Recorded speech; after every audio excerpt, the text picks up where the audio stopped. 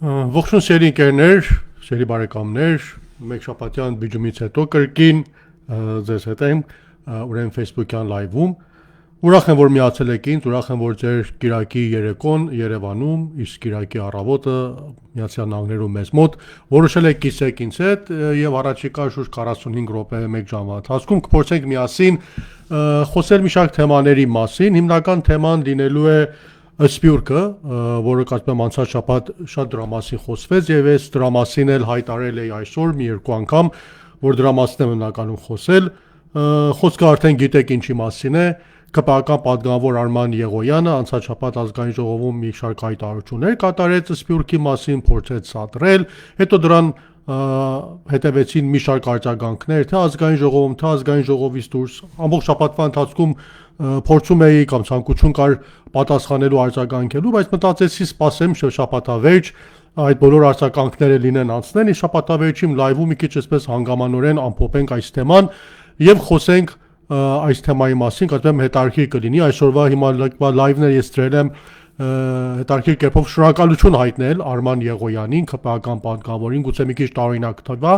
բայց ամեն դեպքում այդ նման հայտարարությամբ, նման ելույթով, որ ինքն ունեցավ ազգային ժողովում, շատ իրականություններ բացահայտեց, անկեղծորեն բացահայտեց, որոնց մասին ես հիմա իմ լայվի ընթացքում կխոսեմ, թե ինչու պիտի ինչ-որտեղ նաև շնորհակալություն հայտնել Արման Եղոյանից իր ելույթի համար, այդ անկեղծացման եւ բացահայտումների համար, քանի որ շատ բաներ, որ մենք ասում էինք, ինքը արդեն ապացուցեց իր այդ հայտարարությամբ։ Իսկ մինչ այդ բուն թեմային անցնելը երկու կարևոր թեմաներ կան, որոնց ուզում էի շատ կարճ անդրադառնալ եւ հետո կացնենք Սպյուրքի ուրեմն թեմային։ Մինչ այդ բացատրեմ լայվերս արդեն հիշում եք, ժամանակին YouTube-ում էի, YouTube-ի վրա էր գնում, բայց հետո որոշեցի փոխադրվել կրկին Facebook, բայց ամեն դեպքում YouTube-ը կա, այս տեսագրությունները հետո գնում են YouTube, այնտեղ տեղավորվում են, քանի որ Facebook-ը երկար չի պահում լայվերը, մաքրվում են, հետևաբար կխնդրեմ միանաք նաև իմ YouTube-յան ալիքին, այնտեղ բաժարտագրվեք, ձեր կոմենտները, լայքերը կօգնեն, որպեսզի ավելի շատ տարածվի, բայց ամենակարևորը հենց այս լայվի տակ էլ նաև ձեր ակտիվությունը, ձեր լայքերը, ձեր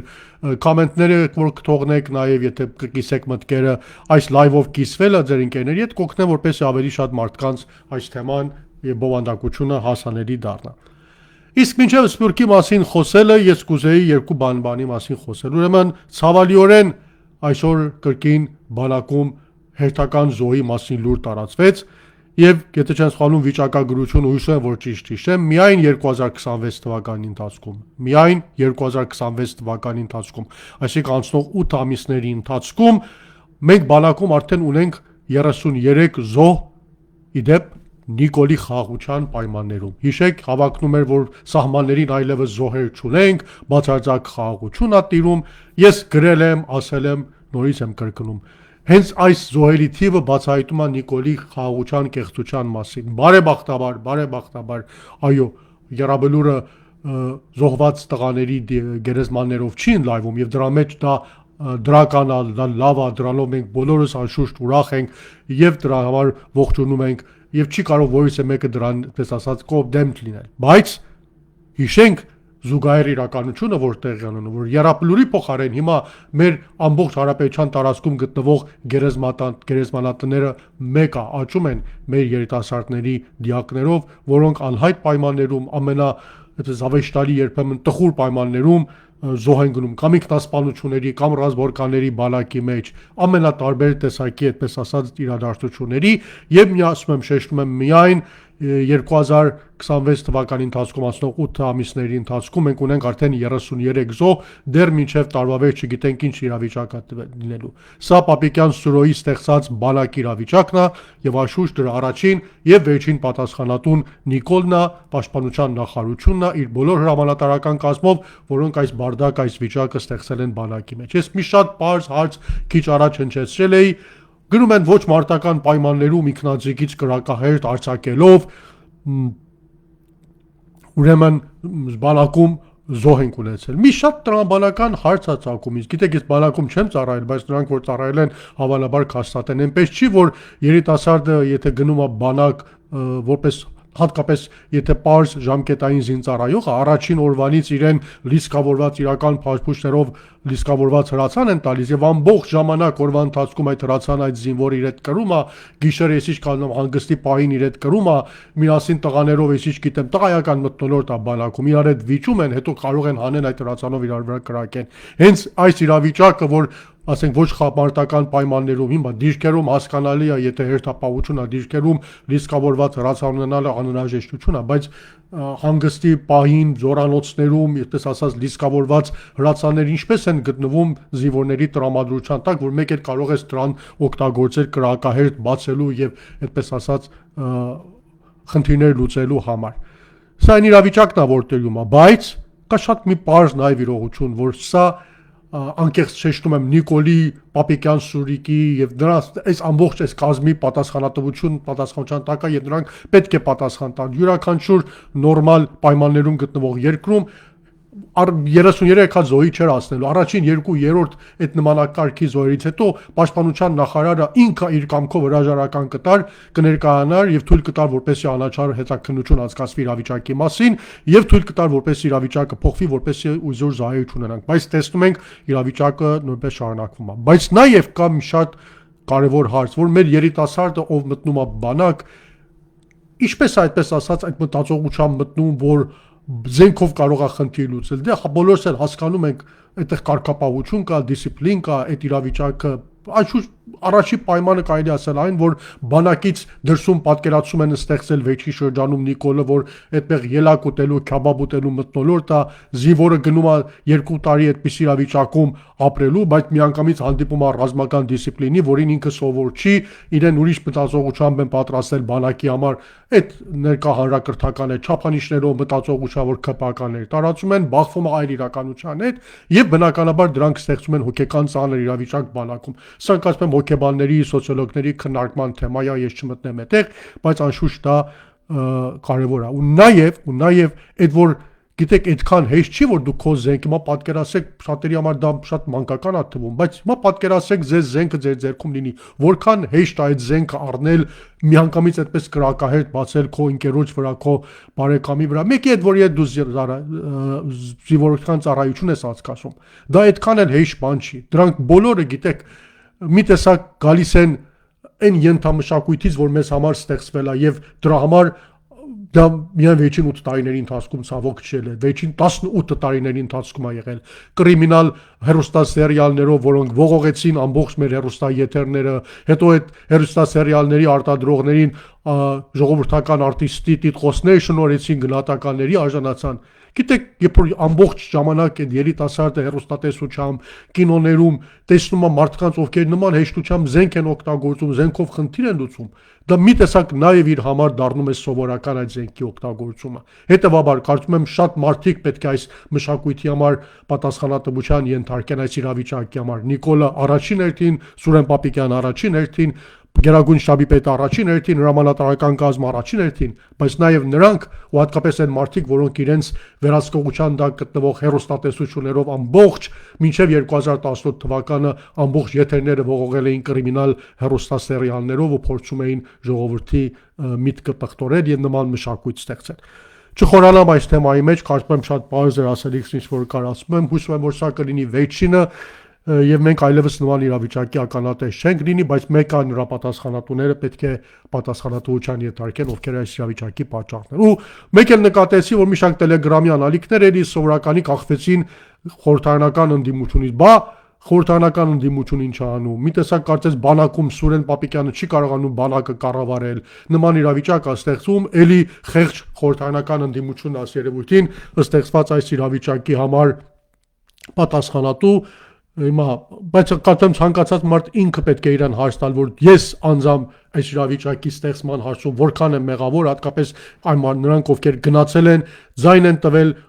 կողմնակի ընդդիմադիր, գրպանային ընդդիմության ընդդիմադիր ուժերին, պատճառ են դարձել, որ այս իրավիճակը ստեղծվի, պատճառ են դարձել, որ Նիկոլը վերարտադրվի։ Գոնե այդ մարդիկ կարծում եմ որևիցե ասելիք այս պահին չունեն եւ գլխոտոսակիր ընդդիմությանը կամ խորհրդարանական ընդդիմությանը մեղադրելու պատճառ ես չեմ տեսնում այստեղ։ Անշուշտ նրանք իրենց պարտականությունը կկատարեն, բայց մի մոռացեք, որ խորհրդարանական ընդդիմությունից բացի նաև ժողովուրդը հատիկ առ հատիկ նրանք, ովքեր երիտասարդներ ունեն, երեխաներ ունեն, որոնք պետք է բանակ գնան կամ ծառայում են բանակում, կամ հարազատներ ունեն, ամեն դեպքում հայ են եւ տարապում են այս իրավիճակից, պատասխանատվություն են կրում այս հարցում եւ նրանց լռել եւ նրան նստել տեսնել տիտղոսակիր ընդդիմություն ինչ անում, կարծում եմ նաև իրենց է պատասխանատու դարձնում այս հարցում։ Սա մեկ։ Երկրորդը նաև պիտի սկզբում ասեի, հիմա այսօր ասեմ, այսօր Հայաստանի անկախության հռչակագրի ընդունման 26-րդ տարեդարձն էր, 1990 թվականի օգոստոսի 23-ին ընդունվեց Հայաստանի անկախության հռչակագիրը, նույն այն հռչակագիրը, որին հղում է կատարվել մեր սահմանադրության մեջ եւ որի փոփոխության պահանջ է դրել Ալիևը, եւ այդ պահանջը հերթական պահանջը բավարարելու համար Նիկոլ Փաշինյանը պատրաստվում է գնալ սահմանադրական փոփոխությունների։ Ավելորդ այս թեմայի մասին խոսել, ավելորդ ասել, որ անկախության հռչակագիրը մեր ծննդականն է, մեր ծննդյան թուղթն է, մեր ինքնության թուղթն է եւ դրա մեջ փոփոխության է ենթարկելու մեր ինքնությունը, մեր իրականությունը եւ մեզ զրկելու այն ակունքներից, որից ծերում է մեր այսօրվա հանրապետությունը։ Անշուշտ այսօրվա կապակցությամբ պետք է շնորհավորել, բայց հույսով եմ չլինի այնպես, որ հաջորդ տարի այս օրը, երբ պիտի խոսենք, սկսենք ցավակցություն ասել կամ ցավով հիշել, որ այդ հռչակագիրն էլ պատմության գիրք ուղարկեցին եւ թույլ չտանք, որ այդ դա տեղի ունենա, անշուշտ դա կախում ունի մեր բոլորի աշխատանքից եւ պիտի անենք ամեն ինչ, որպեսզի այդ ծննդական թուղթը մնա, անկախության հռչակագիրը մնա եւ հատկապես մնա մեր սահմանադրության մեջ դրան կատարվող հղումը, որը մեր ինքնությունն է, մեր ամեն ինչն է, որ ընդհանրապես դրա վրա է ձևավորված մեր հանրապետությունը։ Թվեր չկա, առաջի, երկրորդ, երրորդ հանրապետություն չկա, կամ մեկ Հայաստանի հանրապետություն, որը հռչակվել է 1991 թվականին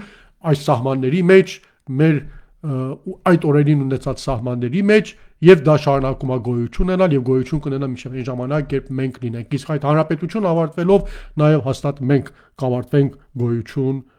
ուրեմն ունենալուց։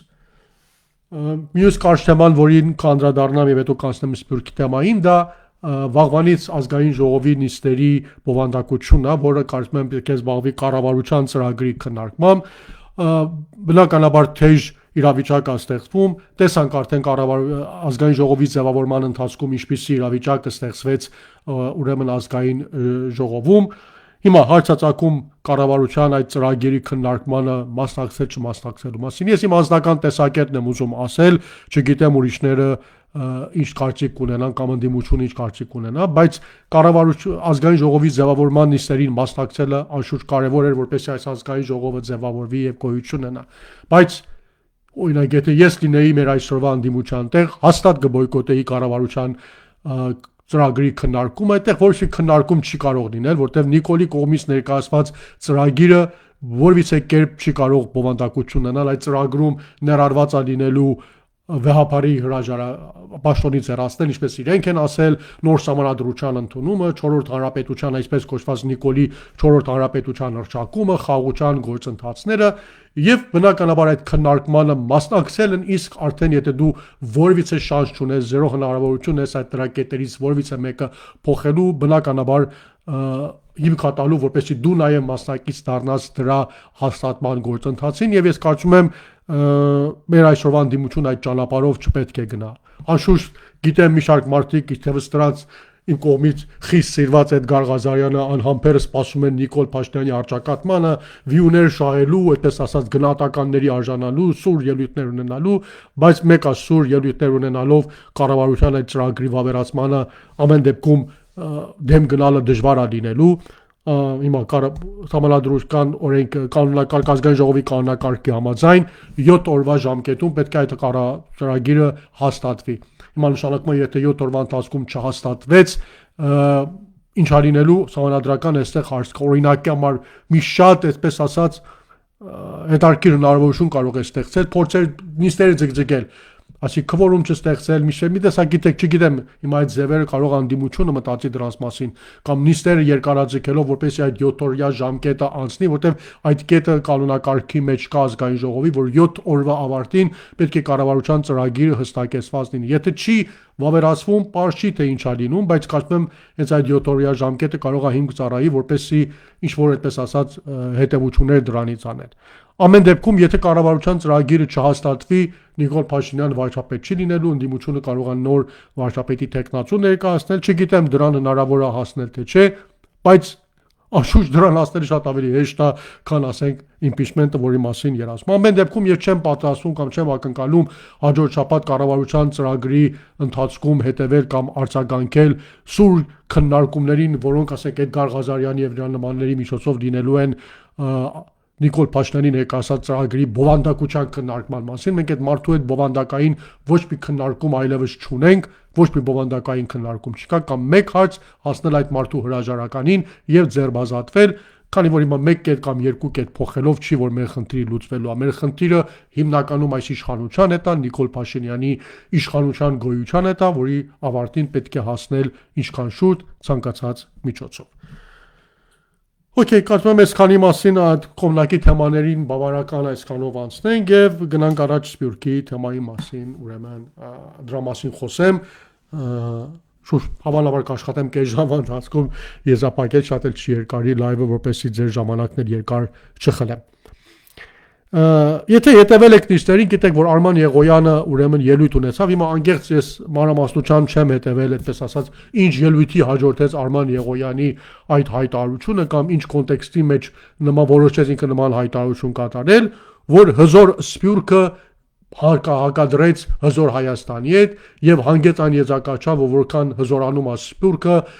տկարանում է կամ թուլանում է Հայաստանը, հետեւաբար եթե ուզում ենք Հայաստանը զորացնենք, տրամաբանորեն պետք է Սփյուռքը թուլանա, որպեսզի Հայաստանը զորանա եւ նման հիմար հայտարարություններ կատարեց, որը հիմարությունը կարծում եմ բոլորիս համար ապացուցված է։ Չգիտեմ հիմա ինչ հնարավորության մեջ դա կատարեց, բայց կարծում եմ դա պես ասած պատահական չէր, քանի որ որից է ԿՊԱ-կան պատգամավոր, ես ձեզ վստահեցնում եմ, որ պատահական ոչինչ չի ասում, իրենք իրենց նիստերի ընթացքում մինչև ազգային ժողով այդ ամբողջ սցենարների մասին խոսում են եւ իրավիճակը տանում են այն ուղղությամբ, որպեսզի կարողանան նման հայտարարություններ կատարել եւ Սփյուռքի կապակցությամբ նմանատիպ հայտարարություններ, նման քննարկում ստեղծելը պատահական չէր, հատկապես որ դրանից մի քանի օր հետո հրապարակ թերթում էր, եթե չեմ սխալվում, մի հատ գրառում եղավ կամ լուր եղավ այս կապակցությամբ, որ ազգային ժողով կառավարության մեջ նաև քննարկվում է Զարե Սինանյանից ձերբազատվելու թեման, պաշտոնանկությունների շարքում հավանաբար պաշտոնյաներից մեկը, որին հրաժեշտ է տալու Նիկոլ Փաշինյանը, լինելու է Զարե Սինանյանը, Սփյուռքի գործերի գլխավոր անձնակատարը, նույնիսկ նրան փոխարինողի անունն էր այդտեղ հիշատակվել, թե որքան ճիշտ է, որքան սխալ, կարծում եմ շուտով մենք դա կհասկանանք, բայց այն որ կարծում եմ լուրջ դժգոհություն կա Սփյուռքի կապակցությամբ տարած աշխատանքների, չնայած այդ պուպուշ իրավիճակին, որ Զարե Սինանյանը փորձում է այդպես ասած իր էկզոտիկ ծրագրերով տպավորություն ստեղծվել, որ նման այդպես ասած իրենք աշխատանքներ են տանում, մի գործ ծրագիր, ես չգիտեմ մասնագետներ բերել բան, բայց իրականությունը խիստ ցավալի է եւ կարծում եմ իրենք շատ նպատակներին, որ ցանկանում էին հասնել Սփյուռքին, բարեբախտաբար չեն կարողացել հասնել, հակառակ ասում եմ այն բոլոր պատկերացումների, որ ցանկանում է օրինակի համար Զարե Սինանյանը ստեղծել կամ իրենք փորձում են ստեղծել եւ մինչեւ այսօր, մինչեւ այս պահը ես կարծում եմ Սփյուռքը դեռ մի տեսակ ոսկորավորը մնացել է Նիկոլ Փաշինյանի եւ այս իշխանության կոկորտին եւ իրանք լուրջ մտահոգություն ունեն, թեև հիմա Ալիևը Սփյուռքի կապակցությամբ այդքան էլ խնդիր չի դրել, բայց եթե այդ ամբողջ համայնաշխության խաղաղության գործընթացի կոնտեքստում նաև ցեղասպանության թեման է դրված, նաև շատ բաներից հրաժարվելու թեման է դրված, բնականաբար Սփյուռքը այս հարցում իր խոսքը կարող ունենալ, ու նաև ամենակարևորը, որ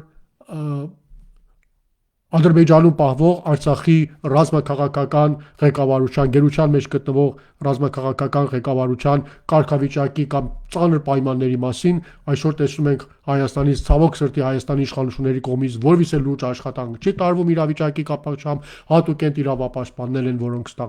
զբաղվում են, բայց հիմնականում մինչև այս պահը միակ կառույցը, միակ ինստիտուտը, որը կարողացել է ձայնը բարձրացնել եւ ամենտեղ այդ խնդիրը քննարկել եւ վերջի շրջանում տեսնում ենք շատ հաճախ է այդ թեման քննարկվում, դա հենց նույն սպյուրքն է, որը բնականաբար Ալիևին դուր չի գալիս, Նիկոլին դուր չի գալիս, եւ սպյուրքին չեզոքացնելու այս մարդիկ խնդիր են դրել իրենց առջև։ Բայց ասել եմ եւ կշարունակեմ ասել, երկու բնագավառ կա, երկու ինստիտուտ կա, որոնց Նիկոլը չի կարողացել առնել իր վերահսկողության տակ։ Ինչ ցանկացավ արեց, դատարանները առավ իր վերահսկողության տակ, սահմանադրական դատարան առավ իր վերահսկողության տակ, բանակը տեսնում ենք ինչ վիճակ է ստեղծել, բուհեր, այդպես ասած, համասարաններ, որ բոլորը որ ցանկացավ կարողացավ յուրացնել, սեփականացնել,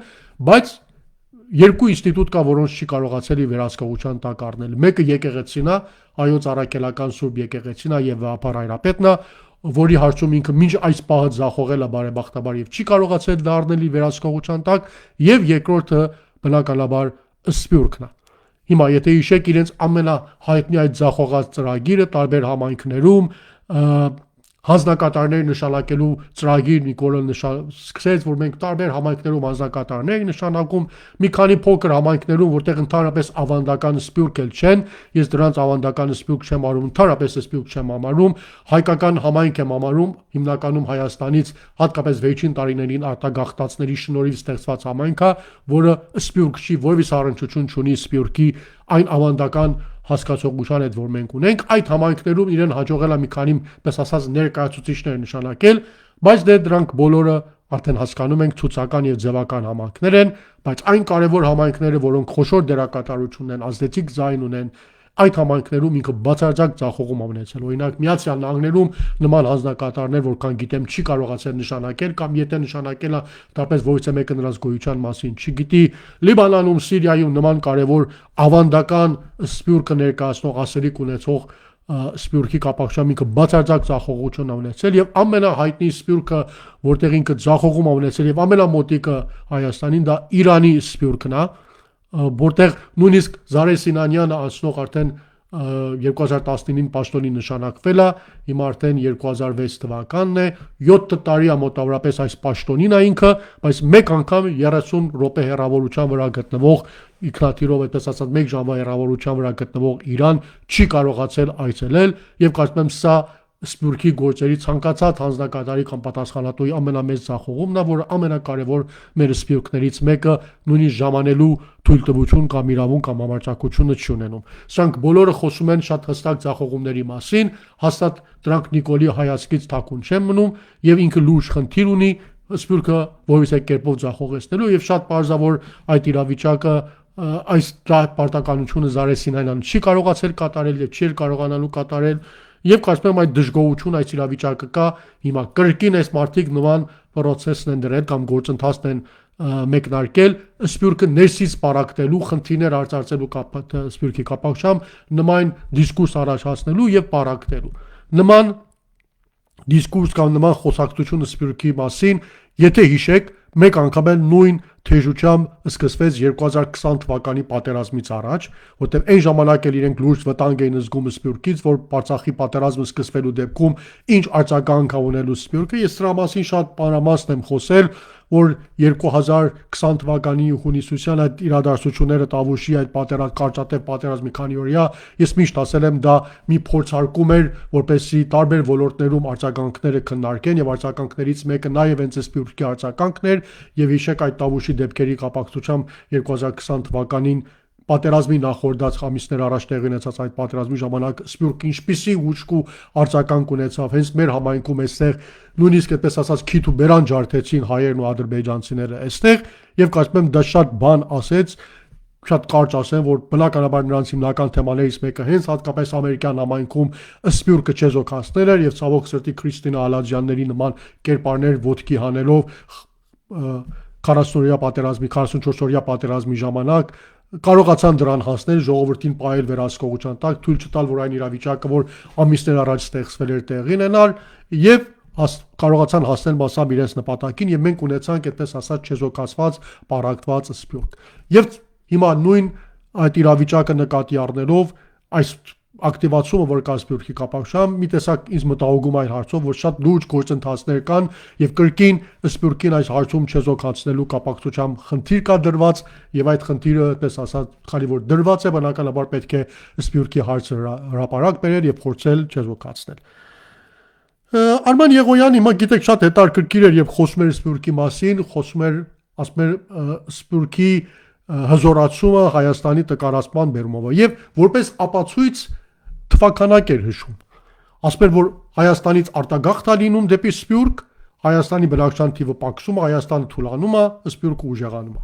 Գիտեք, հենց այս սա արդեն իսկ առաջին խոստովանությունն է, որ այս մարդիկ Սփյուռքի մասին կատարում են։ Այս մարդկանց համար Սփյուռքը ոչ բովանդակություն է, ոչ որակ է, ոչ ազդեցիկ գործոն է, ինչը տարիներ շարունակ եղել է հայ դատի կառույցներով եւ նրան աշխատող զուգահեռ այլ կառույցներով, որոնք հայ դատի կապակցությամբ աշխատանք են տարել։ Այդ պարզապես մարդագլուխ է, այսինքն միտեղ մարդագլուխը պակսում է, միտեղ մարդագլուխ ավելանում է, իրենց կապակցությամբ տեսակ պատկերացմամբ թուլանում է, միտեղ մյուստեղ ուժեղանում է։ Գիտեք, սա հենց այն մտածողությունն է, որ ժամանակին կթան կովի պատկերացում ունենալ Սփյուռքի կապակցությամբ, նրան ոչ թե որակ համարել, ազդեցիկ գործոն համարել, այլ համարել մարդագլուխ, միտեղ թվի ավելանալը համարել հզորացում, միտեղ թվի պակսելը համարել թուլացում։ Բայց իրականության մեջ ճիշտ հակառակն է։ Եվ փաստը ցույց է տվել ամբողջ մեր գոնե մինչև 2020 թվականի մեր իրողությունը, որ մենք ապրել ենք այդ իրողության մեջ, թե Սփյուռքում, թե Հայաստանում, մեզ ապացուցել է մեկ շատ պարզ իրականություն։ Այն պահին, երբ Սփյուռքը եղել է հզոր, այն պահին, երբ Սփյուռքը եղել է իր դերի մեջ, իր դերը ճիշտ է կատարել, լիարժեք է կատարել, միասնական է հանդես եկել, լիակատար է կատարել իր աշխատանքը, լիարժեքորեն է կատարել իր աշխատանքը,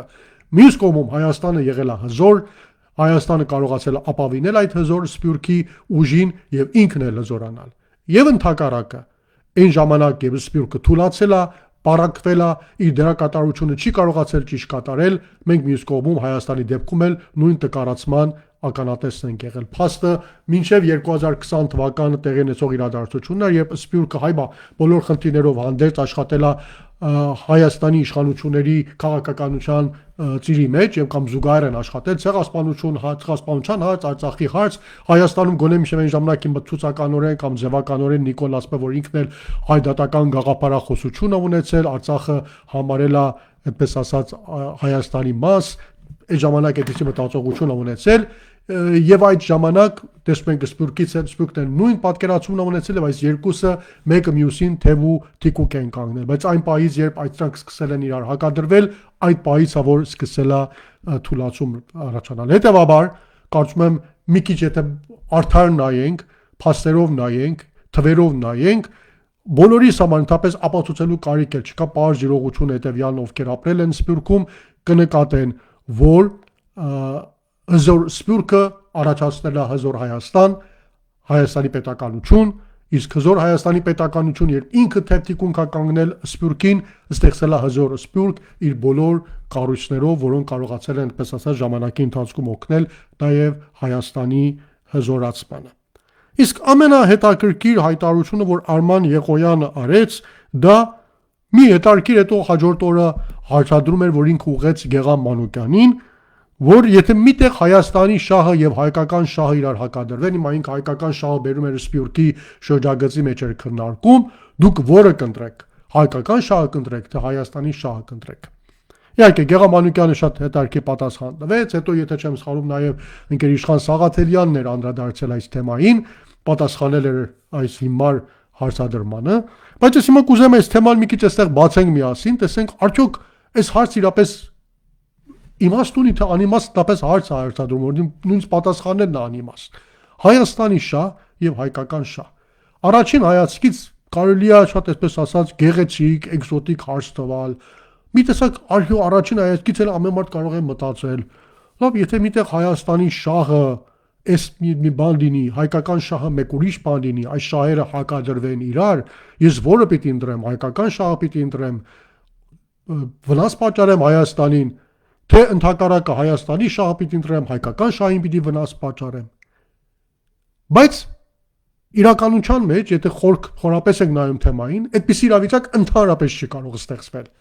Այդպիսի իրավիճակ ընդհանրապես չի կարող ստեղծվել, որտեղ չկա Հայաստանի շահ, չկա հայկական շահ եւ չկա նման շահեր, որոնք իրարից առանձնացվում են։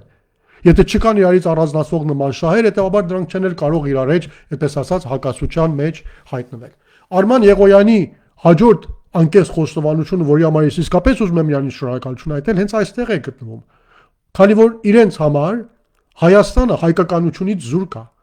Իրենք Հայաստանը որպես հայկական գործոն չեն համարում։ Մեզ համար, մենք նման մարդկանց մտածողության համար Հայաստանում, նաև Սփյուռքում, բոլոր տեղերում, ովքեր այդպես ասած հայկական, գաղափարական մտածողություն են Հայաստանի մասին։ Մեզ համար Հայաստանը հայկականության մեկ մասնիկն է։ Իսկ հայկականությունը չի կարող իմաստ ունենալ առանց Հայաստանի։ Դրանք իրար հետ շաղախված, միատեղված թեմաներ են։ Առանց հայկականություն Հայաստան չկա։ Այանց Հայաստան էլ հայկականություն չի կարող գոյություն ունենալ։ Իսկ եթե որևիցե մեկը փորձում է, օրինակ Արման Եղոյանի նման, ԿՊԱ-ականների նման հայկական շահ առանձնացնել Հայաստան շահից, նշանակում է ինքը Հայաստանը հայկական չի համարում։ Սա այն անկեղծ խոստովանությունն է, որ իրենք կատարում են։ Իրենց մտածողության խորքում իրենք Հայաստանը, երբ առանձնացնում են հայկականից, հայկական շահը բերում են դուրս, Հայաստանի շահը առանձնացնում են, Հայաստանը հայկական չեն համարում։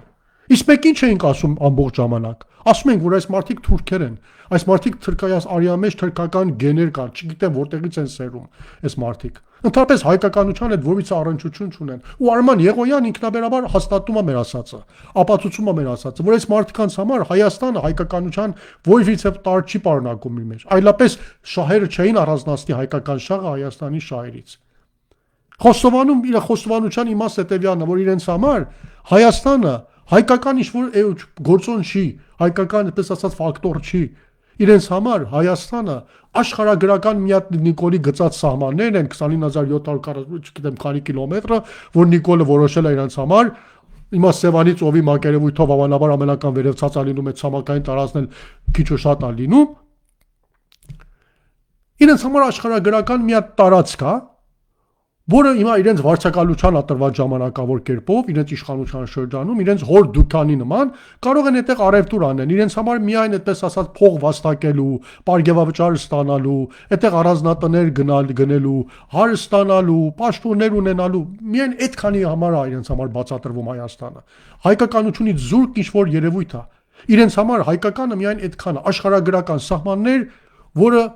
հանձնված է իրենց տիրապետությանը, իրենց կառավարմանը ժամանակավոր կերպով, հիմա իրենք հավերժական են համարում, բայց ոչ մի կառավարում հավերժական չի, ժամանակավոր կերպով իրենց դավադրված է եւ իրենք հիմա այդ կառավարման շրջանում պիտի այդտեղից առավելագույն շահ վաստակեն, առևտուր անեն, պարգևավճար ստանան, փող վաստակեն, փող դիզեն, առանձնատներ գնեն, հարստանան, հենց այդքանը։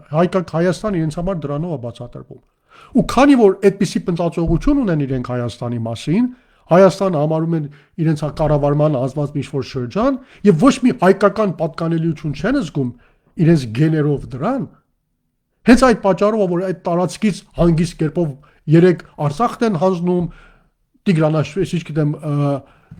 Տավուշի մարզից են, Կիրանցից են տարածքներ հանձնում, հիմա էլ պատրաստվում են Տիգրանաշենից տարածքներ հանձնել։ Էդ է իրենց կառավարման համար, եթե դիմացը փող կա, դա կարող է փողի վերածվել, քանի որ ոչ մի այդպես ասած հայկականություն կամ փող կապակցվածություն գենետիկ կերպով, այնակցական կերպով չունեն, հեշտությամբ հանձնում են։ Իրենց ինչ վեճն է, որ ինչ է լինելու։ Մեկը իրենք ժամանակավոր կառավարումը, հիմա կարող են դրա փողի վերածել, փողի են վերածում, վաղն էլ հանձնելու են, թողնելու են գնալ։ Սա անկեղծ այն խոստովանությունն է, որ մենք կարող ենք հասկանալ Արման Եղոյանի կատարած հայտարարությունը։ Ես շնորհակալություն եմ հայտնում իրենից, իր այդքան անկեղծ հայտարարության համար, որ ինքը հայկական եւ Հայաստանի եւ հայկական շահը իրից առանձնացնելով մեկ անգամ եւս հաստատեց մեր ասածը, որ իրենք Հայաստանը հայկական չեն համարում, հայկական ոչը գործոն չեն տեսնում Հայաստանի համար, ընդհանրապես Հայաստանը իրենց արմիատ աշխարհագրական սահման է, տարածք է, որի կառավարում իրենք ստանձնել են, հիմա պիտի դա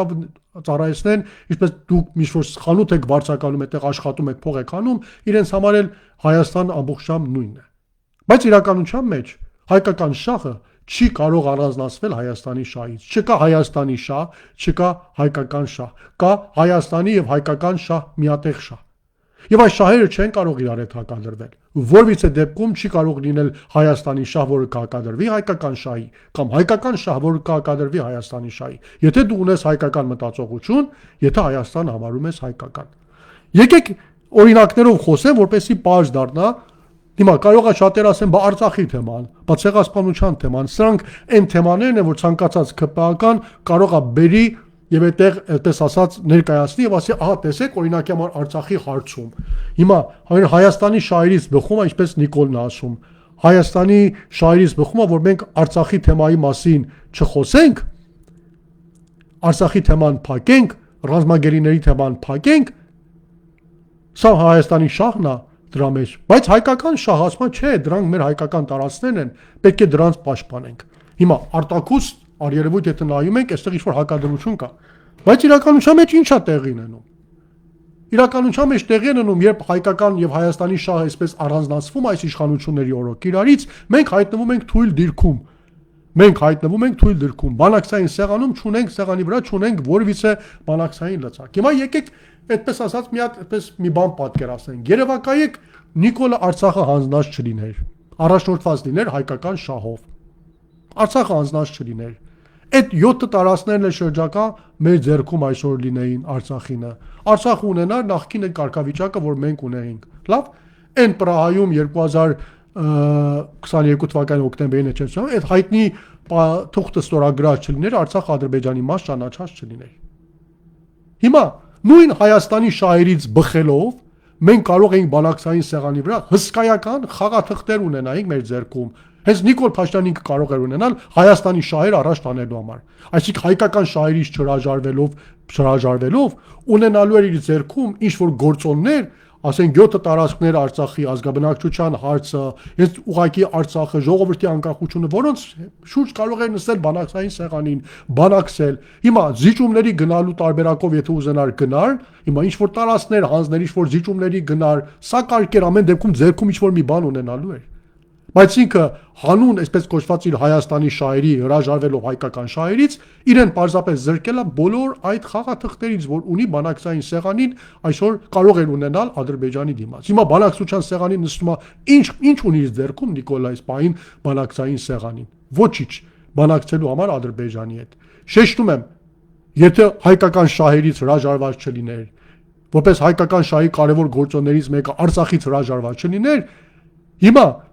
ահագին ահավոր բան ուներ ինքը բանակցային սեղանում Ադրբեջանի հետ սակարկության նստելու համար եւ Ադրբեջանի որ բան պարտադրելու համար։ Ու տեսնում ենք ինչքան անիմաստ է այստեղ Հայաստանի շահերից հրաժարվելով, հայկական շահից հրաժարվելով մտածել, որ դու կարող ես Հայաստանի շահը ձեռք բերել։ Ընդհակառակը հայկական շահից հրաժարվելով դու հիմա Հայաստանի շահն էլ չես կարողանում պաշտպանել։ Նույնը ցեղասպանության թեմայի մասին կարող ասել։ Դե ասում են ցեղասպանությունը տարիներ առաջ 100-ամյակ առաջ տեղի ունեցած երևույթ է, հիմա դրա մասին չխոսենք, դրա մասին չխոսելով Թուրքիայի հետ կարողանանք ինչ-որ պես ասած սահմանների բացմանը հասնել։ Այսքան ժամանակ բանակցություն է գնում, այսքան դրական քայլեր Հայաստանի կողմից կատարվել են Թուրքիայի կողմից հանդեպ, դուք բերեք մեկ նմուշ Թուրքիայի կողմից մեկ դրական քայլ, որը իրականացված լինի հայ-թուրքական հարաբերությունների, այդպես ասած բարեկարգման ուղղությամբ կամ սահմանների բացման ուղղությամբ։ Նրանք ողջունում են Ռուբեն Ռուբինյանի ընտրությունը, այն մեկով որից է բան չկա։ Գործնական քայլ, որից է բան չկա։ Հայաստանի կողմից լիքը գործնական քայլ կա, մյուս կողմում թուրքական կողմին պարտադրելու ոչ մի բան չկա։ Հիմա պատկերացրեք, դու հայկական շահը կարողանաս ճիշտ օգտագործել, ցեղասպանության թեման կարողանաս ճիշտ օգտագործել, բանակցային սեղանի վրա դա ճիշտ տևով բերել դրել Թուրքիայի հետ խոսել այդ թեմաների մասին, որպես ճշմարտ լծակ օգտագործես այդ հայկական շահը ներկայացնող գործոնից, բնականաբար դու դրանով կկարողանաս նաև Հայաստանի շահեր ապահովել։ Հետևաբար, ուզում եմ եզրակացնել, որ չկա Հայաստանի շահ, չկա հայկական շահ։ Կա ընդհանուր համահայկական շահ, որի մեջ մտնում է հայկական շահը, Հայաստանի շահը։ Միայն նրանք կարող են հայկական շահը առանձնացնել Հայաստանի շահերից, ովքեր Հայաստանը համարում են ոչ հայկական, հայկականությունից զուր։ Իրենք էլ բնականաբար նույնն են։ Չունեն գենետիկական որևիցե փոխկապակցվածություն Հայաստանի հետ, ոչի փոխկապակցվածություն չեն զգում այս հողի հետ։ Հիմա պատկերացրեք դուք ձեր տանը այդպես չեք վերաբերվի, ինչպես այս մարդիկ վերաբերվում են օրինակ Հայաստանի տարածքի հետ։ Օրինակ համար ով կհամաձայնի իր տնից տարածքներ անընդհատ տա հարևաններին, ինչա որ հարևան օրինակի համար առավոտյան ազարթնելուց իրեն պես ասած բարևի։ Նույն իրավիճակն է, որ այսօր հիմա Նիկոլ Փաշինյանը մի քիչ տարբերությամբ նույն իրավիճակն է։ Ասպա Տիգրան Աշյանը տանք, որ անկած Ադրբեջանը չարցակվի մեր վրա, կռիվ չլինի։ Նույնն էլ հիմա այդպես է։ Եթե դուք պատկանելիություն ես զգում, սեփականության ես զգում ինչ-որ տարածքի կապակցությամբ, այդպես չես վերաբերվում դրա կապակցությամբ։ Դու այն ժամանակ ես այդպես վերաբերվում, երբ քեզի բարձր ես համարում այդ տամեից, ոչ մի գենետիկական կամ ինքնության փոխկապակցվածություն չես գտնում այդ տարածքի հետ։ Այդ տունը վարձով է տրված քեզ, հիմա ասում ես դե քարը գցած է վարձով է տվել, վաղը հետ եմ տալու, այդ մի կտորն էլ տամ հարևանի հիմա ժամանակավոր օգտագործի մեկը, ես թողնելու եմ գնամ այստեղից։ Նույն այս մարդիկ վերաբերվում են հիմա Հայաստանի հետ, Տիգրան հետ, մյուս տարածքների հետ։ Հետևաբար կարևոր թեման, որ կարծում եմ մենք բոլորս պետք է մեր ուշադրության կենտրոն ունենանք, հետևյալն է՝ հզորի սպյուրքի հզորացումն է։ Նման թեմաների մասին անշուշտ պետք է խոսել, պետք է բացահայտել այս մարդկանց։ Կարծում եմ սա հետաքրքիր բացահայտում էր, որ կատարվեց, եւ ես շեշտում եմ, ընդգծում եմ, որ սա միայն Արման Եղոյանի մտածողությունը չի, սա ԿՊԱ-կան մտածողություն է։ Սա իրենց փակ ժողովների ընթացքում քննարկվող թեմաներ են, որոնք հիմա ամենական մեկը միջոցով Երևան են նետվում, հիմա արիթ են գտնում այդ թեմաները բերել հրապարակ նետել։ Հետևաբար սա ԿՊԱ-կան մտածողություն է, եւ կարծում եմ հենց այս մտածողությունը Հայաստան եւ հայկական շահ իրար հակադրելով այս մարդիկ ապացուցում են իրենց իսկական էությունը, այն որ իրենք ընդհանրապես զուրկ են հայկական մտածողությունից, հայկական ինքնությունից, հայկական գենից, հայկական արյունից, եւ իրենց համար այս Հայաստանը երկիրը պետությունը ընդհանրապես ժամանակավոր կառավարման հանձնված ինչ-որ երևույթ է, որ իդ իրենք ինչպես ցանկանում են կարող են վերաբերվել եւ աշխատել։ Շատ թանկագին բարեկամներ, շնորհակալ եմ, որ հետևեցիք ինձ, շուրջ 40 րոպե խոսեցինք տարբեր թեմաների մասին, չեմ ուզում լայվերը երկար լինի, որպեսզի զանզացուցիչ չլինի, դիտելը եւ հետո դրանց հետեւել ավելի հեշտ լինի։ Կհանդիպենք հաջորդ շաբաթ, չգիտեմ հիմա լայվիս ընթացքում էլ ասացի կառավարության ծրագրի քննարկումը ինչպես կգնա։ Հիմա մեկ տարբերակ է, որ ընդհանրապես նիստերը քննարկել, չգնալ նիստերի, գուցե դա ինչ-որ լավ ձև լինի, կամ ընդհակառակը մտածում եմ կարող է գնալ հարցերի երկար շարան տալ, այնպես անել հարցերը, որ քննարկումը 7 օրվա ընթացքում չլինի ավարտել, իսկ 7 օրվա ընթացքում եթե կառավարության նիստի քննարկումը չի ավարտում, ազգային ժողովի կանոնակարգ սահմանադրական օրենքը լռում այդ մասին եւ այդտեղ կետ կա, որը կարելի է դրան հավանաբար օգտագործել։ Հիմա մասնագետները գուցե ավելի մանրամասն կարողանան այս թեմայի մասին խոսել, կսպասենք տեսենք առաջիկա շաբաթը ինչ է լինելու, իսկ մենք հանդիպենք հաջորդ կիրակի օր, բարեկամներ, հենց այս ժամին Երևանի ժամանակով երեկոյան ժամը 11-ին, 10-ին, Լոս Անջելեսի ժամով առավոտյան ժամը 11-ին, իսկ մինչ այդ ես ձեզ բարի օր եմ մաղթում եւ խնդրում եմ, որ ձեր լայքերով, ձեր կոմենտներով, նաեւ կիսվելով այս լայվի լինքը օգնեք, որպեսզի ավելի շատ մարդու հասանելի դառնա այս մտքերը, եթե իհարկե դրանց հետ դուք կողմեք։ Շնորհակալ եմ, որ հետևեցիք ինձ, մնացեք խաղաղությամբ, մինչև հաջորդ շաբաթ։